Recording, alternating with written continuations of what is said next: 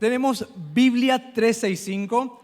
Estamos en la semana 8 de que iniciamos ya Biblia 365 este año. Hoy estamos terminando el libro de Números y mañana arrancamos con Deuteronomio. Así que si no arrancaste aún, arrancar más bien ya mañana. Hoy si querés, ¿verdad? Así que mañana arrancamos Deuteronomio 1 y 2, pero hoy vamos a tener ya el resumen de 3 libros que son Éxodo, Números y Levítico, ¿verdad? La semana pasada también se estuvo haciendo el resumen en grupo, que es bueno en el sentido de que ahí, por ejemplo, se puede hacer esas preguntas, esos comentarios que generalmente no podemos hacer un sábado acá, porque, o sea, imagínate, realmente hacer el resumen de un libro en más o menos 10 a 15 minutos no es una tarea fácil. Así que no hay realmente tiempo para hacer esas preguntas que queremos hacer, pero por eso invitamos a los resúmenes en grupo que la vez pasada se hizo los sábados. Creo que vamos a continuar con la modalidad sábado. Sábado, ¿verdad? Perfecto. Así que vamos a hacer los sábados en la hora del discipulado, que creo que le gustó a la gente, así estuvimos ya. Entonces engancha también con el culto, pero igual estén atentos nomás por si hay algún ajuste de horario también. Pero generalmente se están dando los sábados. Vamos a estar avisándolo cuando se van a hacer los resúmenes en grupo, para hacer tus preguntas, tus comentarios. Perfecto. Entonces, vamos a arrancar con el libro de Éxodo, con el amigo Chamu. Está Chamu, un aplauso para Chamu.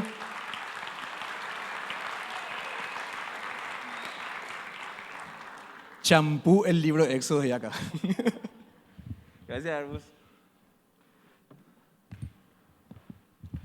Siempre es un nervio estar acá enfrente. Yo sé que ya oramos mucho, pero quiero orar una vez más. Ahí ya está mi PowerPoint. Querido Señor, te doy las gracias por la bendición que tengo de estar acá enfrente. Ayúdanos a cada uno de los que estamos hoy acá a tener temor, Señor, de tu presencia, de tu púlpito, de tu iglesia, que sea un lugar realmente donde no busquemos solamente estar para poder pasar el rato, sino que realmente podamos tomar lo que se diga hoy de todos los libros para llevarlo a la práctica, Señor. Para mostrar que somos iglesia, un pueblo de luz. Ayúdanos a poder, así como dice tu palabra, bienaventurados los pacificadores, porque ellos serán llamados hijos de Dios. A tener eso muy en lo profundo de nuestro corazón. En el nombre de Jesús, amén. Y amén. Bueno, a mí me toca el libro de Éxodo. Fue todo un éxodo realmente como al final me terminó tocando este libro, porque no fue así como que escogí el libro, sino que el libro me escogió, ¿verdad? No, fue así un momento muy genial que le voy a contar después. A mí siempre, ahí tengo mi cronómetro, a mí siempre me encanta empezar toda presentación con una pregunta, porque toda duda es una puerta muy genial para aprender. La excusa perfecta para aprender algo es justamente no saberlo. Y esa idea es la que vamos a trabajar en esta presentación. Hay tantas cosas que se pueden decir del libro de Éxodo, pero me vino esta pregunta y esta frase. Dios siempre cuenta las mejores historias. Dios es el mejor contador de historias. Dios es el juglar por excelencia, ¿verdad? Él siempre tiene algo edificante que decir. Entonces, ¿qué vemos de Dios en esta historia puntualmente, ¿verdad? Siguiente. Bueno, dentro del libro de Éxodo hay muchísimos temas que se tocan.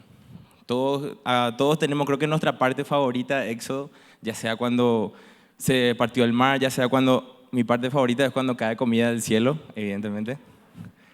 Ese es mi Dios realmente, ese es un Dios santo. Pero una de las partes que más me gusta y que escogí para esta presentación es como la primera vez en la que Dios se revela su carácter. Porque algo que estábamos hablando justamente en el discipulado es que a veces, paradójicamente, el no conocer a Dios hace que nosotros tengamos como una idea utópica de Dios. Es decir, que nosotros nos cuesta dimensionar la bondad de Dios, la justicia de Dios, el amor de Dios, la fidelidad de Dios, porque tratamos de verla desde una perspectiva humana. Y lo que hace la palabra de Dios, que es más cortante que espada de doble filo, que penetra hasta el alma y las coyunturas y discierne los pensamientos y las intenciones del corazón, es que justamente va renovando nuestro pensamiento. Nos da la perspectiva de Dios para entender que había sido Dios mucho más profundo, mucho más bueno, mucho más justo, mucho más fiel de lo que en algún momento yo me pude haber imaginado. Entonces leamos. Éxodo 34:6. La revelación del carácter de Dios y de sí mismo. Dice, el Señor pasó por delante de Moisés y proclamando, Yahvé el Señor, el Dios de compasión y misericordia, Soy lento para enojarme o tardo para la ira, en otras traducciones, y estoy lleno de amor inagotable y fidelidad. Entonces, esas palabritas que están en color, vamos a desglosarlas una a una. Siguiente. Compasivo. Me gusta mucho esta palabra porque de esta palabra saqué el nombre para un pequeño proyecto que tenía. La palabra hebrea para compasivo es rahum y en su verbo accionar es rahamim. ¿Qué es lo genial del carácter compasivo de Dios? En este versículo, dato de vital importancia, entonces acuérdense de este versículo porque al final va a ser muy importante. Los israelitas seguían gimiendo bajo el peso de la esclavitud. Clamaron por ayuda y su clamor subió hasta Dios, quien oyó sus gemidos y se acordó del pacto que había hecho con Abraham, Isaac y Jacob. Miró desde lo alto a los hijos de Israel y supo que ya había llegado el momento de actuar.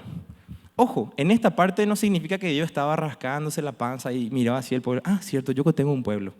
No. La parte cuando dice que se acordó, Dios nunca se olvidó de ese pacto. Nunca. Por eso en la siguiente parte dice, y supo que ya había llegado el momento de actuar. ¿Vieron cuando están cocinando? Perdón que siempre mis ejemplos sean de comida, pero ¿vieron cuando están cocinando? Ustedes meten algo en el horno sabiendo cuánto tiempo tienen que esperar. A no ser que sean como yo que se van a ver una película y de repente nomás se acuerdan de surge pan. Así una vez quemé el pancho. A mitad de la película dejé el pancho, me fui a ver la peli y al final de la película dije, estira a comer pan, el pancho. Y ahí se me quemó. Pero, sí, se me quemó. ¿A quién no se le quemó alguna vez? Bueno, no sé tampoco, ¿verdad? Pero Dios nunca se olvida de las cosas que Él promete. El primer carácter de la compasión de Dios es que Dios es empático con el dolor que estaba viviendo, en este caso su pueblo. ¿Y qué es lo más impresionante de esto? Que la palabra compasión delimita de forma directa una acción. Es decir, que si vos estás viendo algo que está pasando, vos no podés quedarte con brazos cruzados. No podés, no te nace. Y justamente la palabra compasivo revela un carácter hasta maternal de Dios porque justamente hace la referencia de que Dios se compara a sí mismo como una mamá gallina que le acoge a sus polluelos y que da su vida por ellos. Y el carácter de Jesús se revela en este atributo de Dios, porque Dios era un Dios compasivo. Dios, Filipenses capítulo 2 dice que Jesús no estimó ser igual a Dios como cosa que aferrarse, sino que se despojó a sí mismo, haciéndose obediente hasta la muerte y muerte de cruz. Por lo cual Dios le dio un nombre que es sobre todo nombre, hasta ahí me acordé, Galileo, todos conocemos la canción. Entonces, lo genial del carácter compasivo de Dios es que Dios no se queda de brazos cruzados. Primera cosa que quiero que tengan muy en cuenta, Dios nunca fue un Dios ausente de la historia de Israel. Nunca. En esta parte es un contexto en el cual Israel ya habían pasado cuántos cientos años desde que ellos estuvieron ahí, ya falleció toda la familia de José, toda esa genealogía, ya había otra generación. Entonces, Faraón intentaba hacer que los israelitas no agarren todo su territorio porque veía que estaban prosperando. Entonces ellos claman y Dios se acuerda y dice, llegó el momento. Siguiente, llegó el momento. Siguiente punto, que es una de las partes que más me gusta, ¿verdad? La ira de Dios. ¿Por qué la ira de Dios me gusta tanto? Porque a nadie le gusta hablar de la ira de Dios. ¿A quién le gusta hablar de la ira de Dios? A nosotros. Porque evidentemente hablar de la ira de Dios habla de la justicia de Dios. Habla de que evidentemente Dios, como no tiene los brazos cruzados, como dijimos en un principio, Él no va a permitir que la maldad permanezca por mucho tiempo en el mundo. Pero dice, lento para la ira. Porque tenemos que acordarnos que todos somos amados por Dios. Pero Dios es un Dios justo. Dios es un Dios santo. Dios no tolera. Imagínense que la santidad de Dios es tan pura. Pongámonos más a pensarnos en un momento. La santidad de Dios es tan pura, tan intocable, tan inalcanzable, que una pequeña mentirita blanca ya nos hace a nosotros merecedores de la condenación eterna. Ay, juez, decís, no. Como que alguien te diga, no, ni siquiera puedo compararlo con eso. Pero es algo muy, muy, muy alto, muy inimaginable. Literalmente es increíble, es demasiado difícil de creer.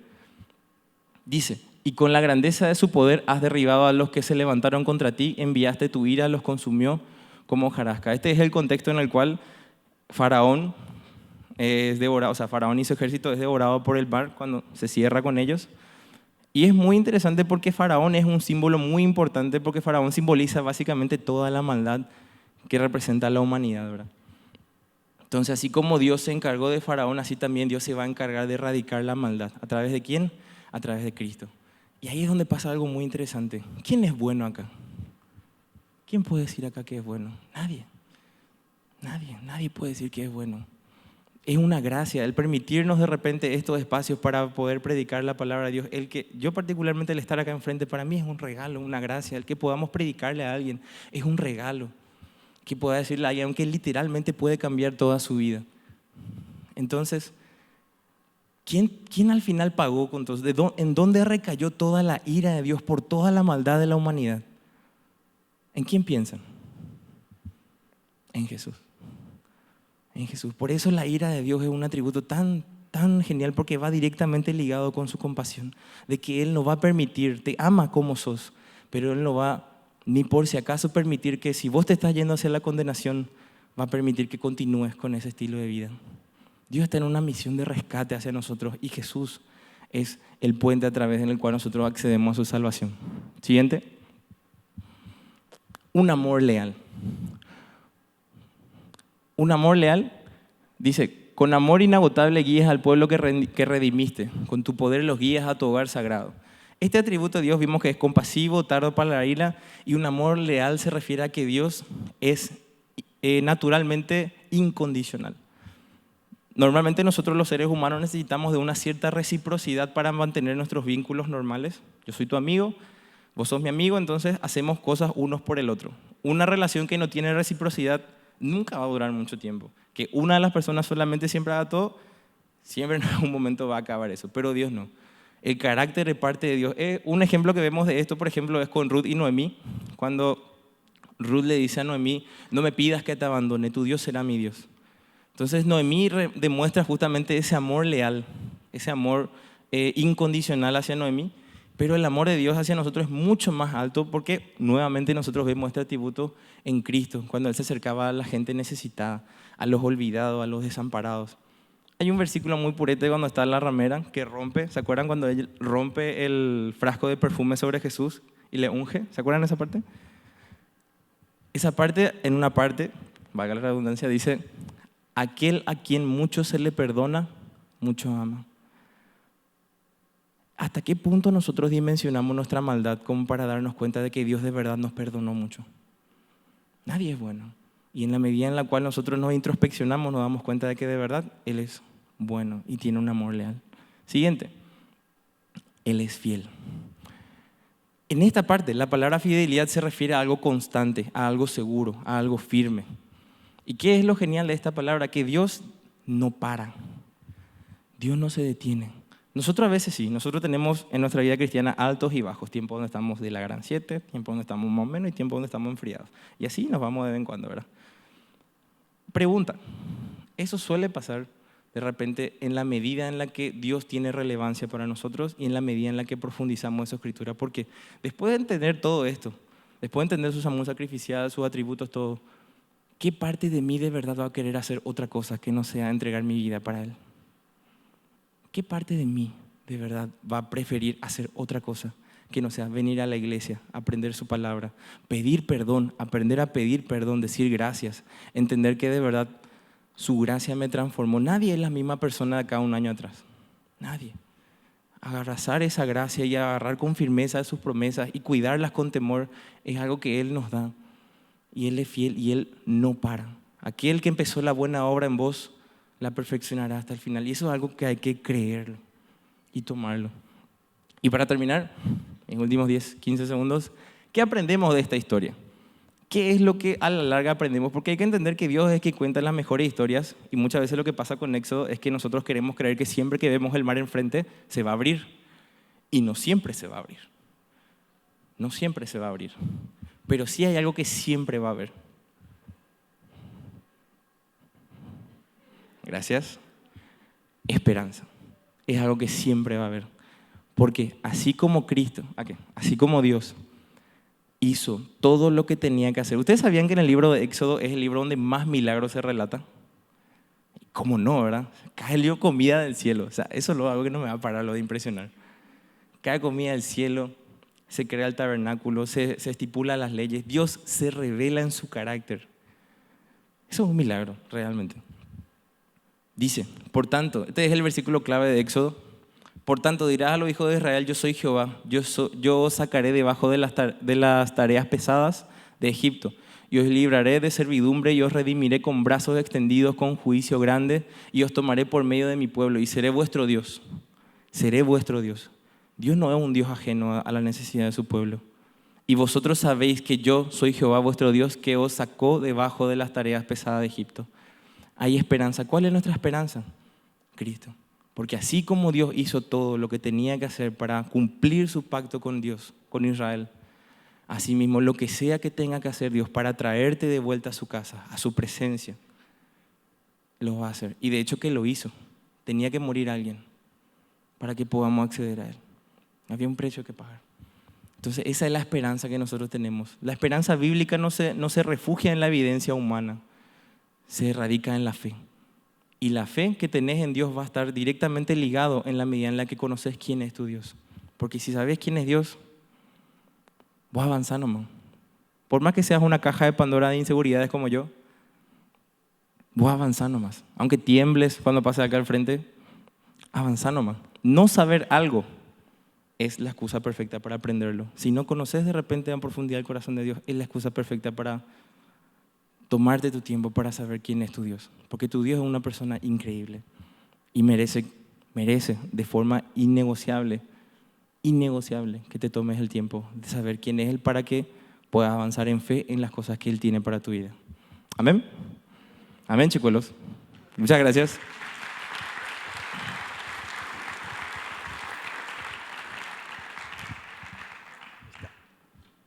Gracias, Chamu. Perfecto. La verdad que leer Éxodo completo el año pasado ya a mí me pintó ya un panorama, pero leerlo por segunda vez ya como cuando conocen, les pasó seguro, ¿verdad? Ya conocía lo que leíste el año pasado, pero leí otra vez y sinceramente qué libro que te impresiona. Es increíble. Y el siguiente libro que vamos a estar repasando ahora es el libro de Números. Adelante, Cristian, mientras preparas, mientras yo os esté avisando. Vamos a tener nuestros sorteos. A ver, por los libros. Yo tengo el libro ahí. ¿Me lo das, por favor, amor? Así que en el grupo ya se están pasando los links. Lean, porque son 2 links. El link para la gente que está al día y el otro link que es en general para todos los que están presentes. Así que en el grupo ahí ya, creo que Vania ya está pasando para que se puedan anotar. Y lo que no están al día, le digo, gente, recién arrancamos, estamos en la semana 8 recién de Biblia 3 y 5, así que adelante, mañana arrancamos con Deuteronomio. Bueno, tenemos, el primer libro es 7 amenazas que enfrenta toda iglesia y su parte en superarlas, de Juan Sánchez. Luego este libro que lo conocemos ya, que es El modelo de transformación social del Antiguo Testamento, de Cope. Excelente, y este va a ser para las personas que están presentando ahí los libros, que es la biografía bíblica del rey David. Fíjate, qué librazo este, de Samuel Pagan, también autor conocido, ¿verdad? Así que estos son los libros que estamos teniendo, así que están en el grupo, anótense nomás. Y le recibimos a Cristian, adelante Cristian, un aplauso también para él, por favor, con el libro de Números.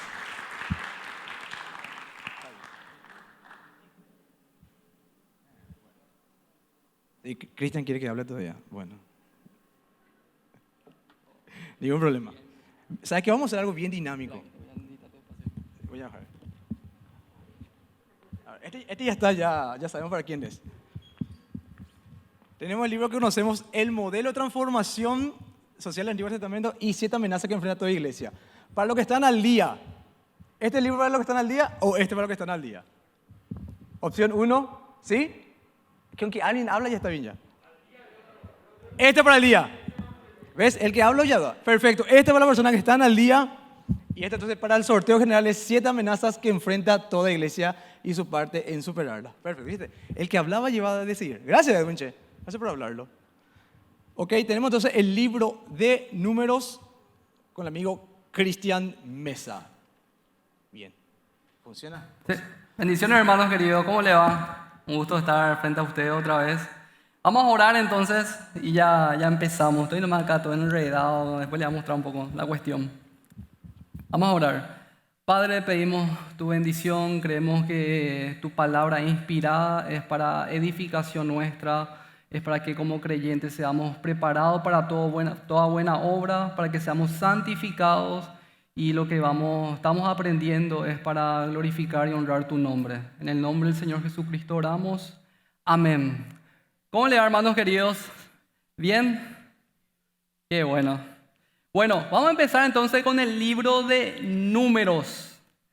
¿Verdad que cuando ya escuchar luego la palabra números medio que no tiene así mucho marketing, parece? ¿Qué estás estudiando el libro de Números?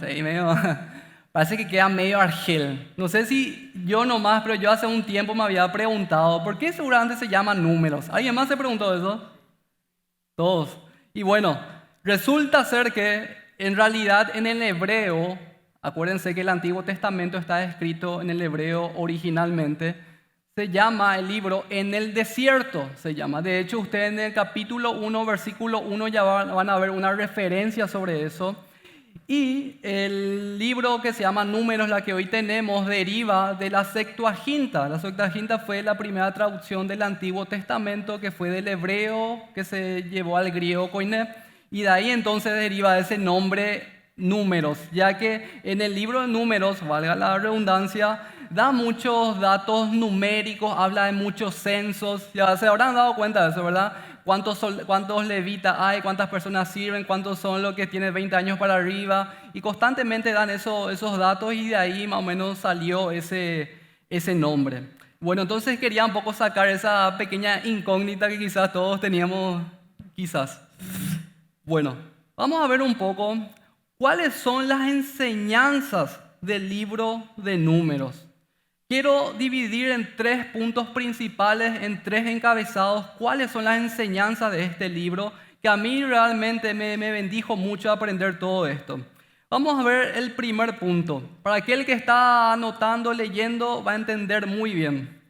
Por ejemplo, vamos a ver el primer punto, que Dios es un Dios de mandamientos. Es un Dios de mandamientos. Y quiero que veamos justamente el capítulo 8, versículos 7 y 8. Por favor, abran sus Biblias. Les ruego, por más que ya está todo acá, pero igual vamos a ver. Números 8, versículos 7 y 8. Ya esperarle un segundito a que ya tengan. Dice así: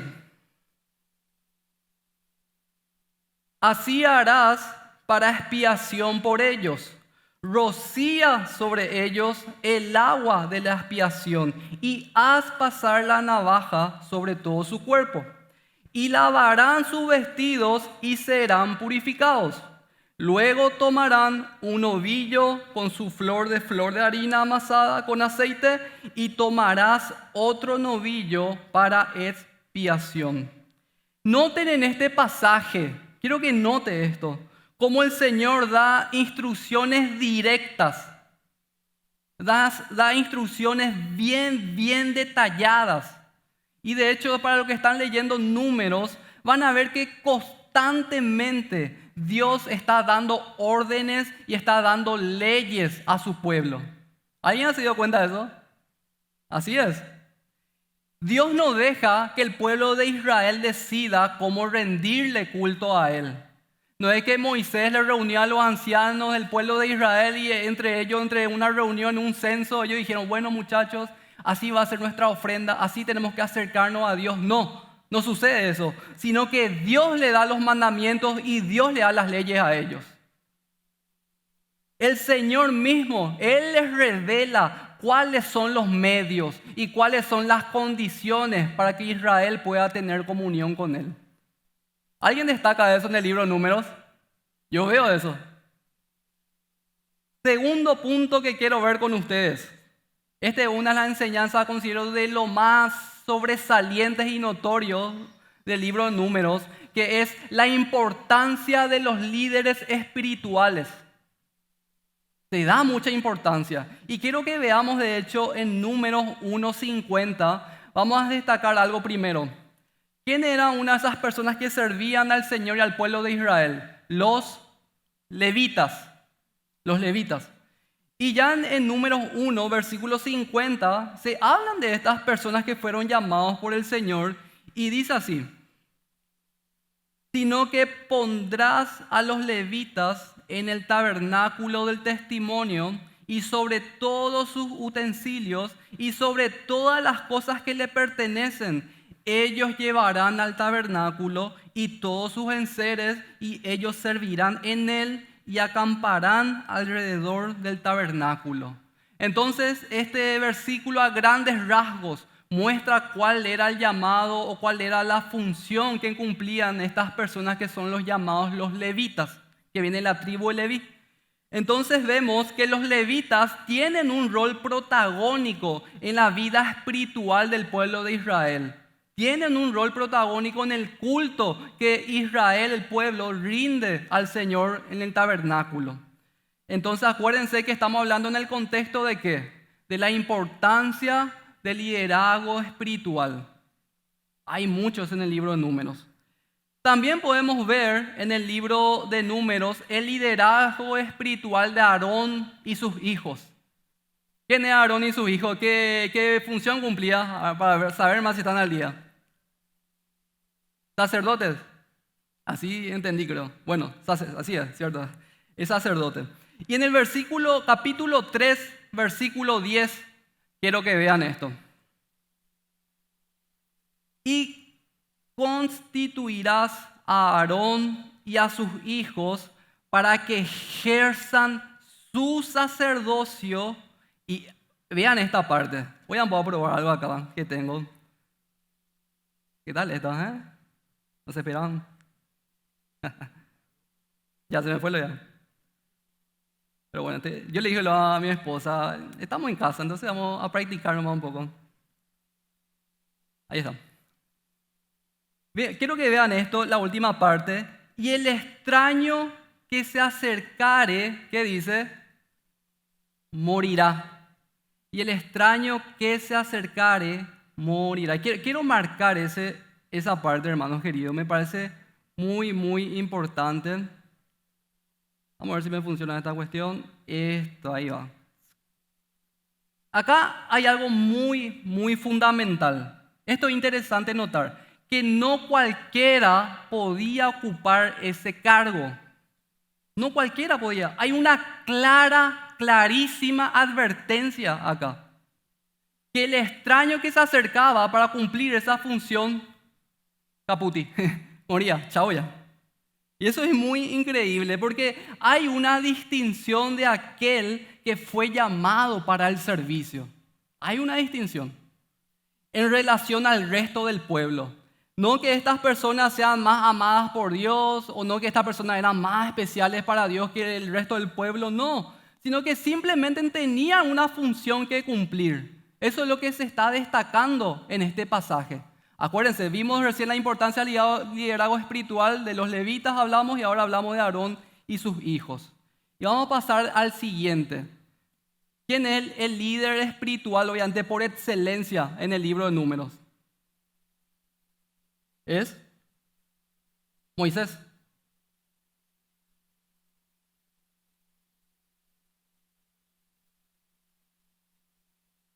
Acá quiero que vean esto. 9:23, Números capítulo 9, versículo 23. Quiero que abran, por favor. Estas son palabras clarísimas que vamos a aprender bastante.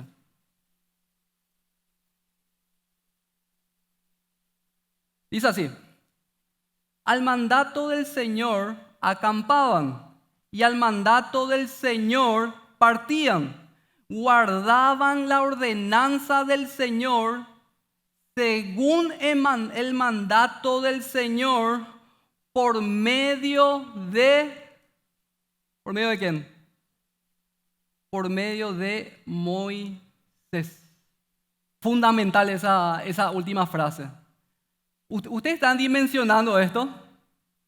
Todo lo que Dios ordenaba, todas sus leyes, todos sus mandamientos para el pueblo de Israel, dice acá que ellos acampaban. Y si el Señor le mandaba, se guardaban la ordenanza del Señor. Y si el Señor le dice, ahora vayan, ahí se iban.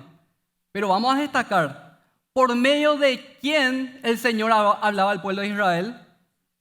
Por medio de Moisés. ¡Wow! Tremendo, ¿verdad? Entonces nuevamente estamos destacando que la importancia del liderazgo espiritual en el libro de Números. A mí me fascinó eso cuando vi. Vamos a ver otro, ya pasando al tercer y último encabezado, que es que el pueblo de Israel es un pueblo duro de corazón. Eso es lo que vemos. El pueblo de Israel es un pueblo duro de corazón. ¿Alguien ya notó eso? ¿Verdad que eso es lo que constantemente vemos allí? Hay una constante rebelión del pueblo de Israel en contra de los planes de Dios. El Señor les guiaba a la tierra prometida, pero ellos constantemente se quejaban. Quejones eran, murmuraban a cada rato. Y muchas veces, ¿qué era la frase predilecta de estas personas? Mejor hubiésemos estado en Egipto, mejor me vaya a morir ahí. ¿Para qué lo que nos trae este desierto? Mirá a dónde nos dejas, Moisés. Así era. Bueno, no en este tono, era mucho peor, obviamente. Se quejaban, hasta incluso en un momento se quejaban de la comida que estaban comiendo.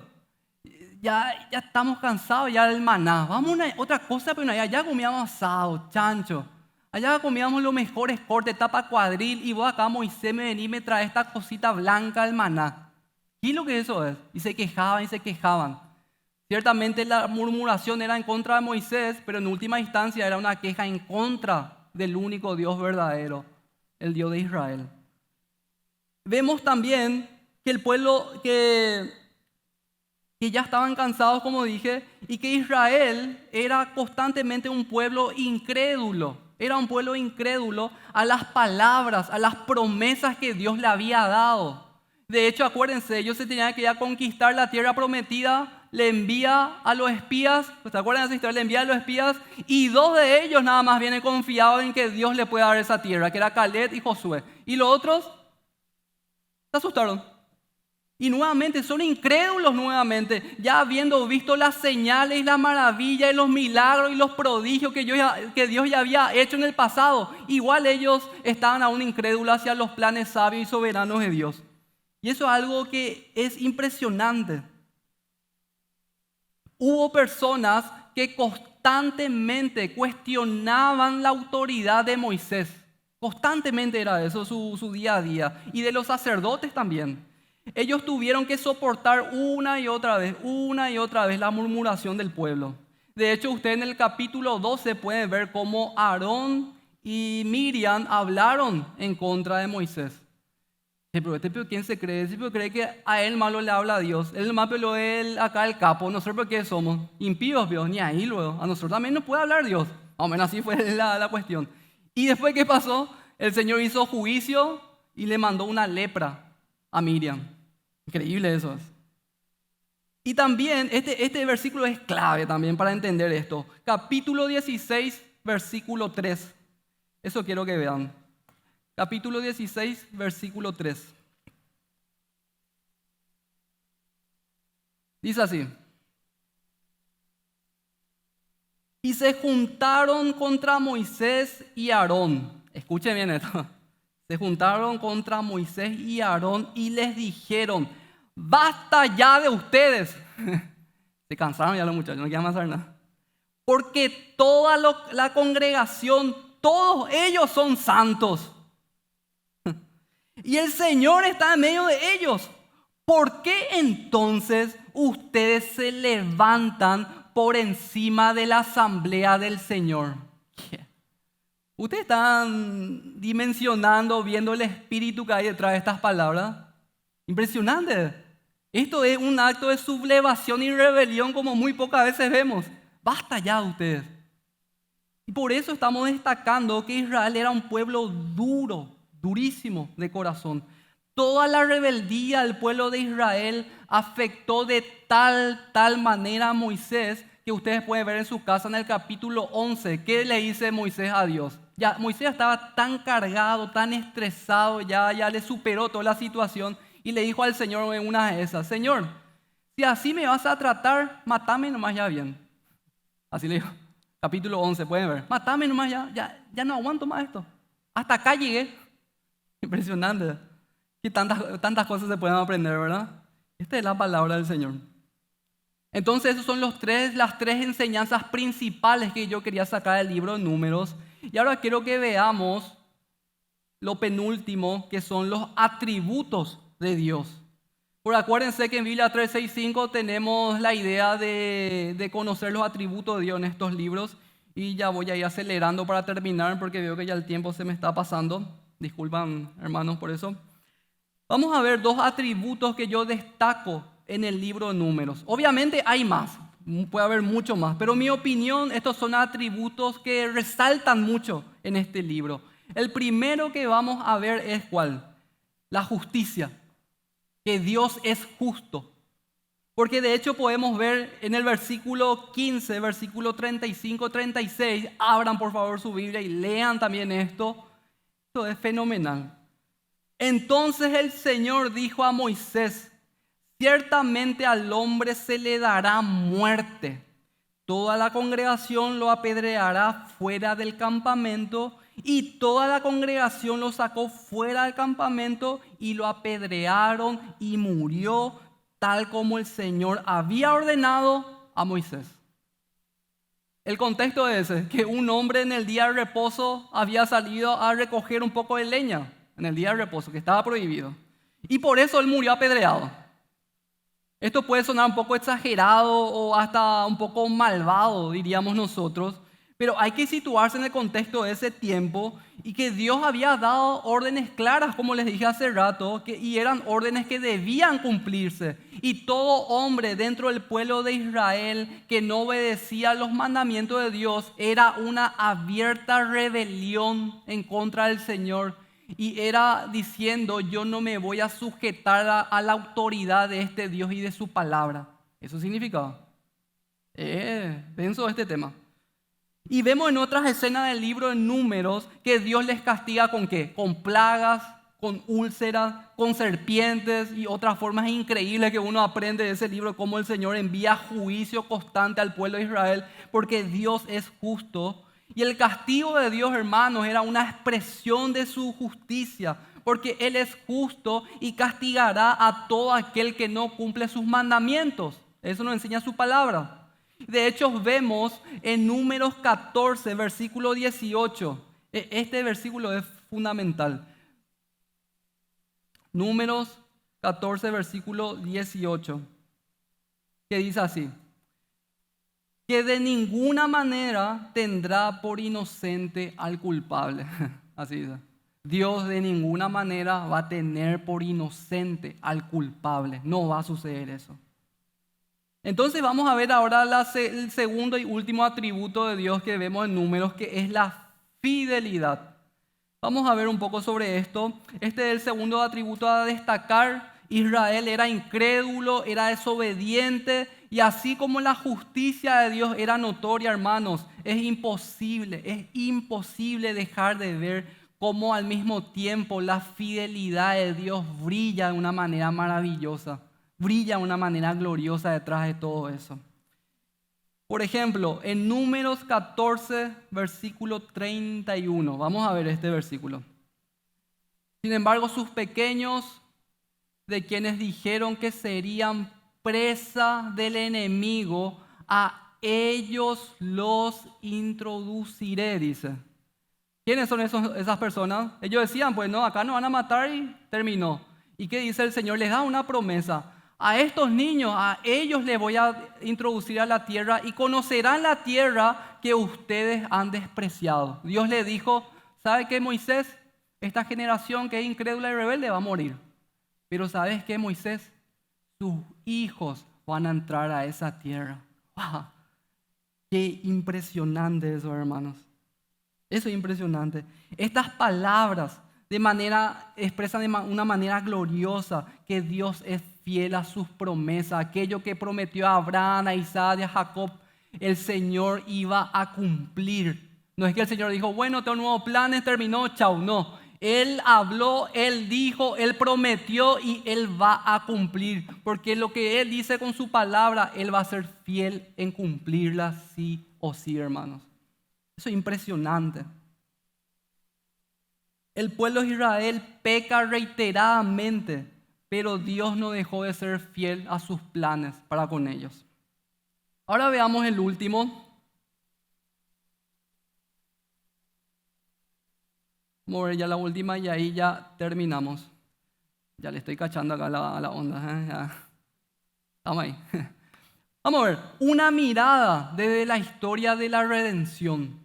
Acuérdense que nuestro deseo es cuando vemos un libro, ya sea Antiguo o Nuevo Testamento, queremos ver en el macro que hay una historia de redención que se escribió desde Génesis 1 hasta Apocalipsis 22.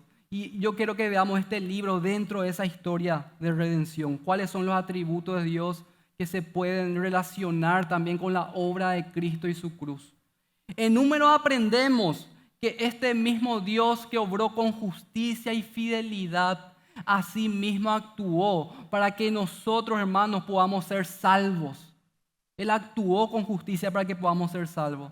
Al ver los atributos de Dios en el Nuevo Testamento, aprendemos, ¿qué aprendemos en el Nuevo Testamento? Que Dios hizo justicia en Cristo. Él derramó su ira sobre su Hijo. Y es por eso que todo aquel que hoy pone su fe en el Señor Jesucristo puede ser declarado justo por Dios.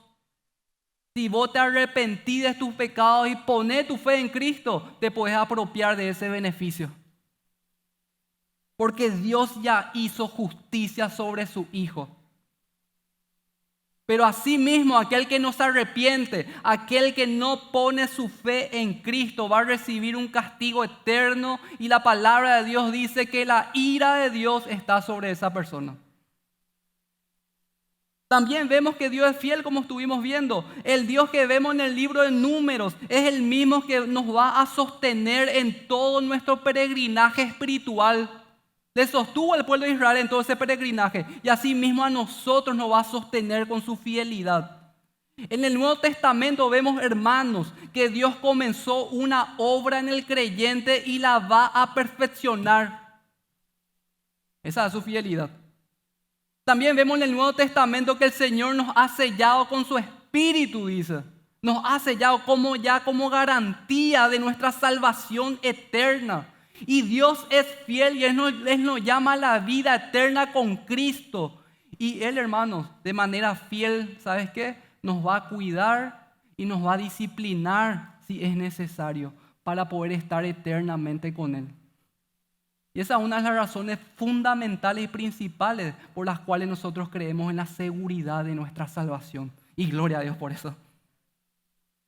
Y así como Israel estuvo peregrinando en el desierto, estamos peregrinando en este mundo caído y perverso. Y el Señor está de nuestro lado, hermanos queridos, y Él nos va a sostener. El Señor les bendiga a todos.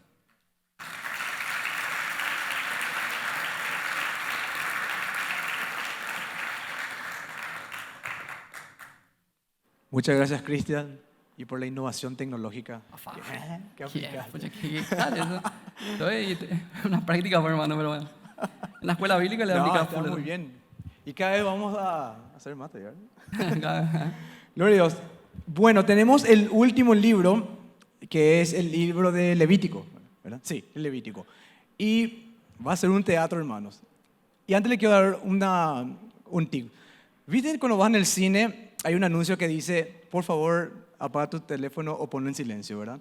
En el teatro es lo mismo, pero se le agrega algo. Por favor, no utilicen flash. Así que no hay problema si quieres sacar foto, si quieres filmar, pero le pedimos por favor que inhabiliten la función del flash para que no haya interrupción y tampoco podamos distraer a los actores.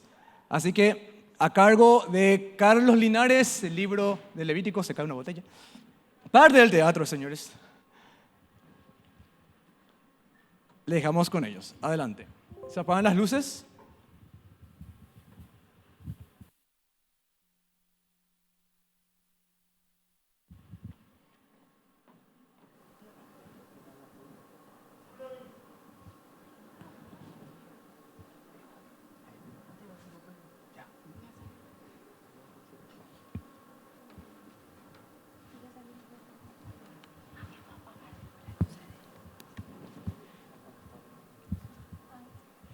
En el Antiguo Testamento encontramos cuál fue el plan de Dios desde el comienzo. También vemos el motivo de la salvación y de la condición caída del ser humano. No debemos dejar de leer la lectura de su palabra. En Biblia 365 estamos logrando hacer un estudio cronológico de la Biblia. Desde Génesis hasta Apocalipsis estamos aprendiendo qué nos dice el Señor con cada uno de ellos. Santo, santo, santo. Un Dios moralmente perfecto, completamente único, que hace de su presencia peligrosa a todo lo impuro. Ser ritualmente puro es un estado donde nos encontramos realmente,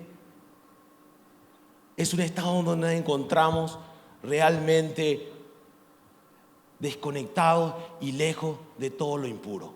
Y ser ritualmente impuro no necesariamente es ser pecaminoso. Pecaminoso es estar ante la presencia del Señor en un estado impuro. Los israelitas recibieron instrucciones de cómo purificarse para entrar en el templo y de esa forma estar cerca de la presencia de Dios.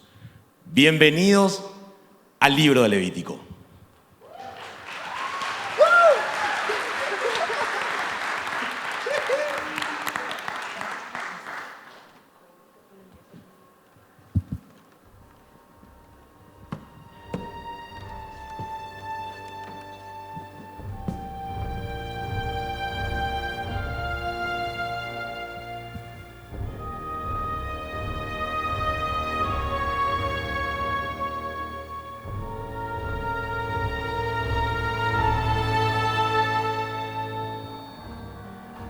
Soy israelita, de aquel tiempo del libro de Levítico.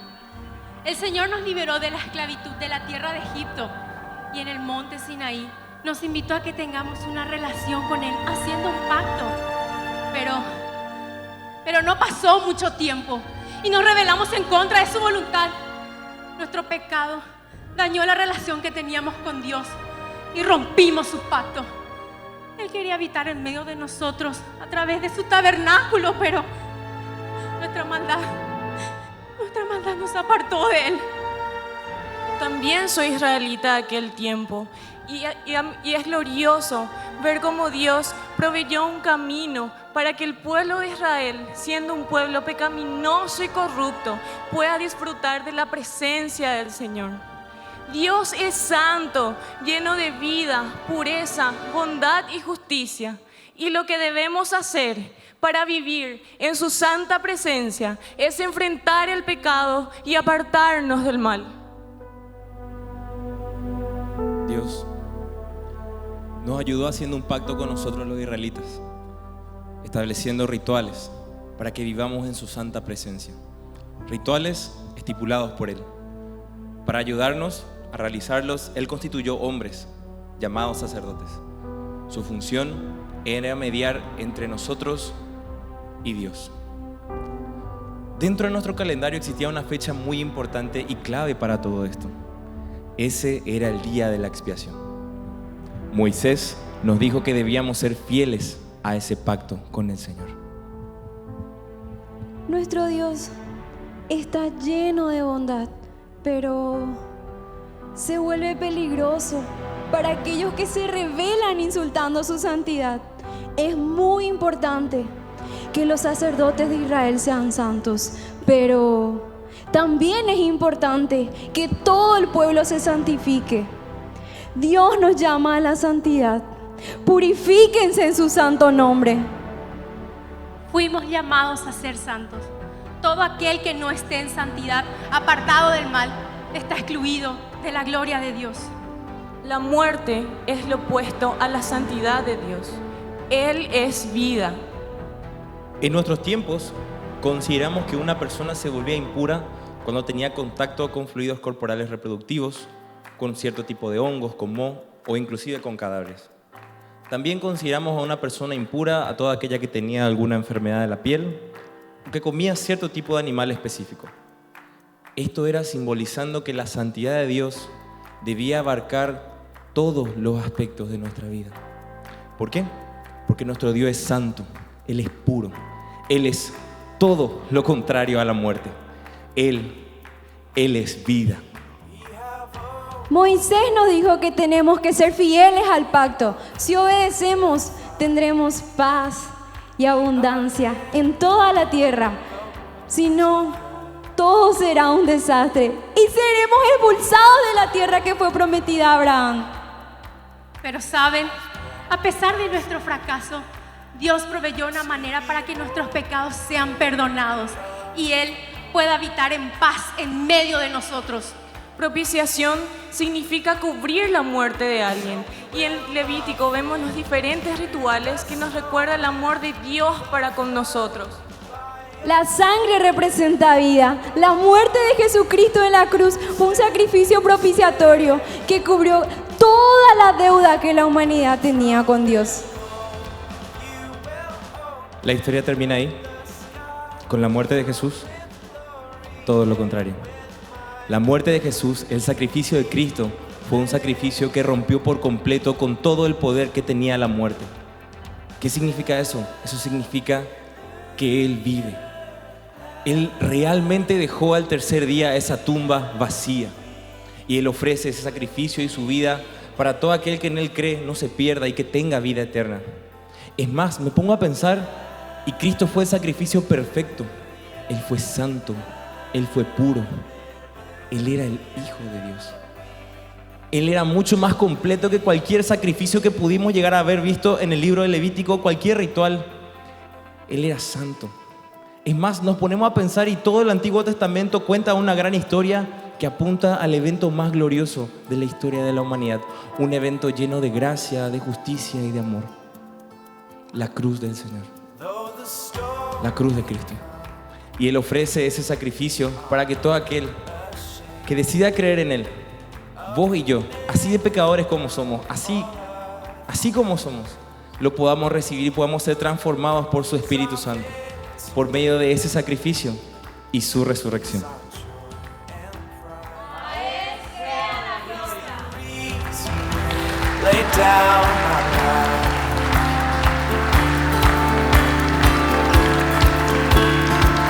So we will not fear through the storm and through the flood. By your spirit, by your blood, we will stand, we will stand. Where the trumpet blows, you will open the sky.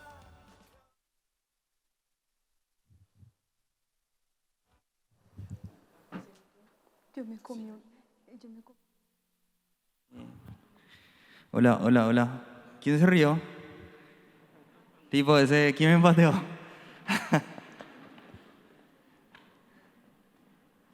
¿Cómo están? No sé si se llegó a entender, no se llegó a entender, pero justamente una de las preguntas que le hice a los actores que pasaron del por qué se animarían a hacer esto. Y todos coincidieron en que el arte sirve justamente como para que pueda ser más entendido y pueda haber así buena recepción de las personas. A mí me toca presentar el libro de Levítico, así que comenzamos. Voy a abrir nomás mi Biblia.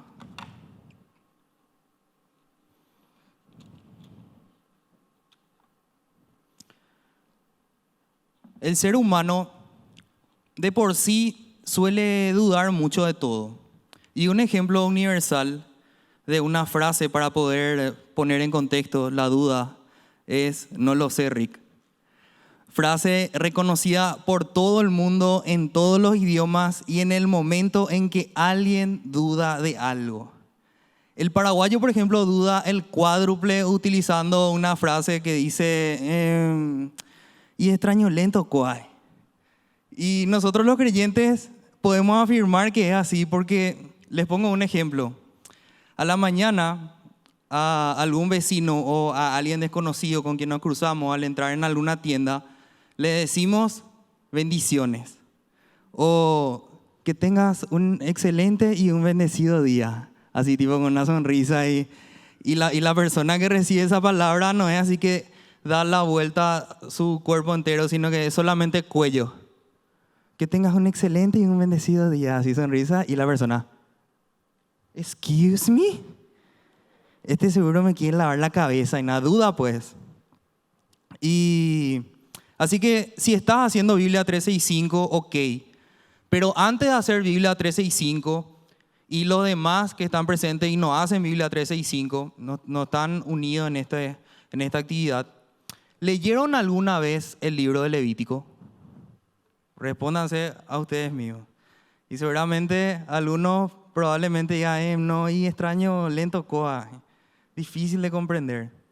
¿De qué es lo que nos va a servir un libro lleno de leyes y tradiciones antiguas? Y para eso justamente estamos acá, queridos hermanos, hoy, en una actividad del Ministerio de Jóvenes, donde el objetivo es traer claridad, interpretación para ir aún más tras el conocimiento del Señor. Y no quedarnos solamente con el conocimiento, acá todos sabemos, sino que continuar con la predicación perseverando en la palabra. Y algo que me llamó la atención del libro de Levítico es que la palabra santidad se nombra muchas veces, más que en cualquier otro libro de la Biblia. Y tal vez este libro a simple vista, así como Números, que justamente fue el que pasó anterior a este, sea medio aburrido o pasado de moda por todas las tradiciones, rituales que tiene, pero en realidad este maravilloso libro trata de cómo el hombre puede tener una relación correcta con Dios. ¿Cuál es la relación correcta que nosotros vemos que el hombre tiene que tener con Dios? Vemos cuán importante es para Dios la santidad. La relación correcta, santos, apartados del mal, apartados exclusivamente para Él. No es que una parte de tu cuerpo está apartado hacia algo y otra partecita apartado hacia Dios. No, exclusivamente para Él. Y uno de mis versículos favoritos que está en el libro de Levítico, si es que pueden abrir por favor, justamente eso que no leyeron todavía Levítico, en el capítulo 20, versículo 26, que es justamente uno de los versículos que hace mucho énfasis al libro de Levítico, que dice así: sean ustedes santos porque yo, el Señor, soy santo, y les he distinguido entre las demás naciones para que sean míos. El Señor nos llama a ser santos. Imitemos a nuestro Señor Jesucristo. Dios quiere que seamos libres del pecado y del efecto desastroso que produce eso, que es la muerte. Y de repente, si tu intención de estar acá en el culto, estar acá con los jóvenes es tipo así, bueno, realmente yo vengo porque me gustan las actividades que se hacen después. Tipo, nos vamos, comemos lomito, hacemos... Si esa es tu intención y si de repente hoy no hay así una actividad que se anunció y se dijo, hoy nos reunimos en tal parte, y decís así, ay, qué aburrido hoy, no sé qué hacer después del culto. Acá ya hay una palabra para vos, querida hermana, querido hermano. Santificate, apartate del mal. Fuimos creados para la gloria de Dios y no para vivir nuestros placeres. Vemos en Levítico que la presencia de Dios vino a morar en una carpa en Israel, el tabernáculo. Y ante la intensidad de su presencia, Moisés no podía entrar. Y vemos que los sacerdotes que entraron de una manera no apropiada, no siguiendo las reglas, murieron. Y seguramente nos preguntamos por qué mueren al entrar en esa carpa si la presencia de Dios es buena. La presencia de Dios es un poder muy puro y si alguien mortal, corruptible, se presenta ante Él, padece. Así nomás es. Él no puede mezclarse con el mal. Santidad es lo que se describe en el libro de Levítico en esa presencia pura y poderosa del Señor. En Levítico vemos cómo los israelitas corruptos pueden vivir cerca de la bondad de Dios sin ser destruidos. ¿Cómo? Y les voy a resumir brevemente, que creo que para los que están en el grupo de Biblia 365, un hermano llegó a compartir algo así bien resumido, pero yo le voy a resumir más aún. Rituales. ¿Cómo para no ser destruidos y estar cerca de la bondad de Dios? Rituales, de los cuales vemos cómo es que debían realizarse, qué tipo de animales que tenía que sacrificar, qué no, etc. También los rituales serían para dar gracias. También no solamente era para dar gracias, sino también para pedir perdón. Dentro de los rituales encontramos los días de fiestas, cómo y cuándo hacerlo. El sacerdocio, personas escogidas por Dios con un altos estándares en vida espiritual, ya que ellos trabajaban muy cerca de la presencia del Señor. Leyes de pureza, los que determinaban tu pureza o impureza. Sticker que suele usar Rebeca, eliminado por impuro. Más o menos ese es, para que entiendan. Algunos, cierto, ya entiendo. Los israelitas podían estar cerca de la presencia del Señor solamente si estaban puros. Algunas leyes de pureza son de justicia social, relaciones saludables. ¿Y para qué vivir bajo todas esas leyes así? Abrimos Levítico y vemos, ¿verdad? Porque vivir bajo esas leyes hacía de Israel un pueblo moralmente puro para la presencia de Dios. Y era cuestión de vida o muerte. En el capítulo 16 y 17 del libro encontramos algo llamado el día de la expiación. O para alguien así que se está durmiendo, le voy a decir con una voz diferente: el día de la expiación. Así como para que sea más interesante. Que realmente me gusta mucho esta parte porque se asemeja mucho a algo. Van a entender que Israel, al ser una tribu grande, eran conscientes de que había pecados ocultos, no confesados. No sacrificados nada por ellos, por los pecados. Así como tal vez también estemos hoy acá. Esto, el día de la expiación se hacía una vez al año. Los sacerdotes apartaban 2 cabras. Una se le cortaba el cuello y su sangre se llevaba a la presencia de Dios, donde simbolizaba que cubre o expía el pecado de Israel. La otra era la cabra que se le expulsaba en el desierto para siempre.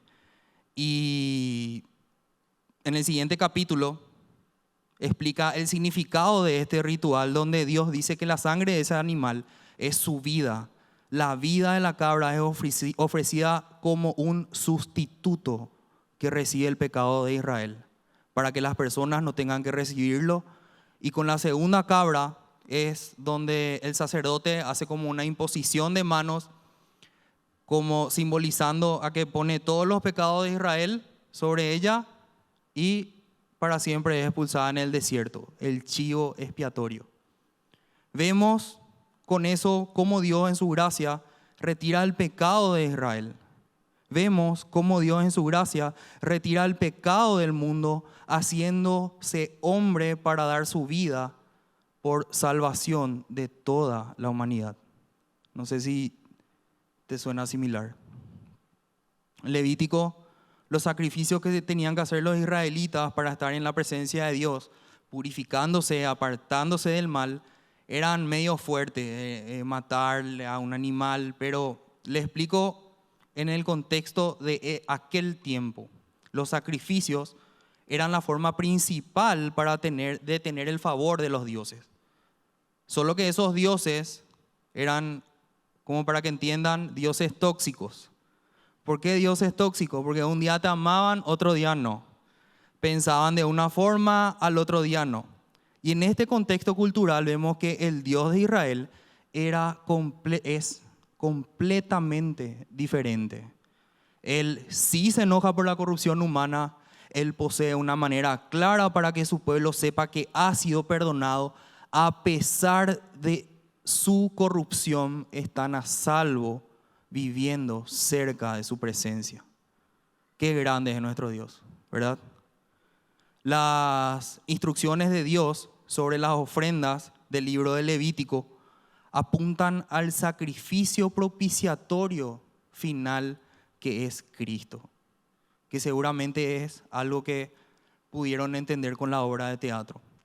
Como los sacrificios del pueblo representaban solo la expiación temporal de los pecados de Israel, tenían que repetirlo tiempo en tiempo. Estaban ahí, ritual, ritual, ritual, ritual. Pero les digo las buenas nuevas, queridos hermanos. Jesucristo en la cruz se presentó como un sacrificio final y definitivo para toda la humanidad. Eso es increíble y glorioso. Y quiero terminar con este versículo dando una referencia a ese sacrificio vivo. Y como dice el pastor Fede, que seguramente está mirando, nos está mirando por TV, así va. Esto se merece, este versículo se merece así que después del culto hagamos todo un asado y festejemos por esta maravillosa palabra de parte del Señor. Así que si pueden abrir sus Biblias en Hebreos capítulo 9, versículo 28.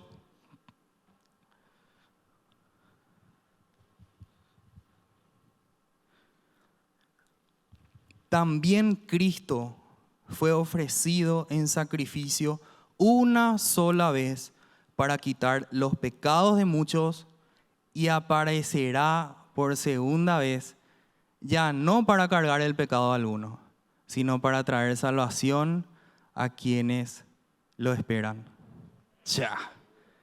Eso se merece un aplauso para Jesucristo porque Él viene pronto, queridos hermanos. Amén.